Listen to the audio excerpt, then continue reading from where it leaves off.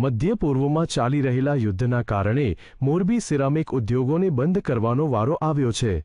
હાલ તો propane gas અને નેચરલ ગેસની અછત સર્જાતા સૌથી વધારે સિરામિક ઇન્ડસ્ટ્રીઝ બંધ કરવી પડી છે, જ્યારે આગામી દિવસોમાં વધુ યુનિટ બંધ થઈ શકે છે। ઇઝરાયલ અને ઈરાન વચ્ચેના યુદ્ધના પગલે મોરબીનો સિરામિક ઉદ્યોગ ગંભીર સંકટમાં મુકાયો છે। ગેસ આયાત ખોરવાતા પ્રોપેન ગેસનો જથ્થો ખૂટી પડ્યો છે અને નેચરલ ગેસની પણ ભારે અછત સર્જાઈ છે। ગેસની અછતના કારણે અત્યાર સુધીમાં સૌથી વધુ યુનિટો બંધ થઈ ચૂક્યા છે।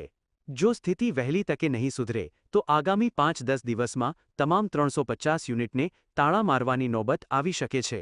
ઉદ્યોગપતિઓનું માનવું છે કે જે રીતે રશિયાથી ક્રૂડ ઓઇલ મંગાવાય છે તે જ રીતે સરકાર રશિયાથી ગેસની આયાત કરે તો જ મોરબીના આ ઉદ્યોગને બચાવી શકાય તેમ છે।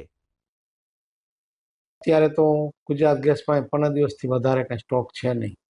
હવે નવા વેસલ ન આવે, નવી સપ્લાય ન આવે તો 15 દિવસ પછી ગુજરાત ગેસનો વાપરનાર બધા જ કારખાનાઓએ બંધ કરવા પડશે। પ્રોપેન ગેસ તો હતો જ નહીં અને અત્યારે પણ સ્ટોકમાં છે જ નહીં અને લગભગ 200 ફેક્ટરી તો બંધ થઈ ગઈ। ઉદ્યોગ બંધ થવાથી પ્રત્યક્ષ અને પરોક્ષ રીતે સંકળાયેલા 10 લાખ જેટલા શ્રમિકોની રોજીરોટી છીનવાઈ જવાની ભીતિ છે। યુપી, બિહાર અને મધ્યપ્રદેશના શ્રમિકો હવે પોતાના વતન પરત ફરવા મજબૂર બન્યા છે। મારા હેઠે 4 માસ્ટર કામ કરે, બરાબર, બધાય ઘર લઈને બેઠા હોય। આ ગેસના હિસાબે આ બધું બંધ થાય તો નાના માણસને પ્રોબ્લેમ પડે।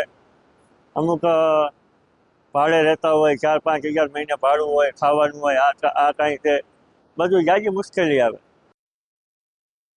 યુદ્ધના લીધે એક્સપોર્ટ માર્કેટ પર પણ વિપરીત અસર પડી છે।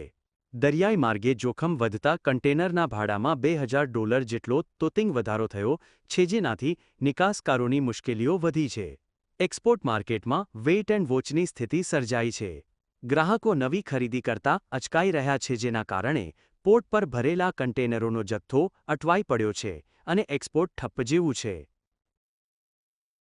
અને જે એક્સપોર્ટ માલ કરેલો હતો એમાં પણ પેમેન્ટ ફસાવાની પૂરેપૂરી શક્યતા છે, કારણ કે મોટાભાગનું અમારો બહુ સારું એવું એક્સપોર્ટ આ ખાડી દેશોમાં હતું।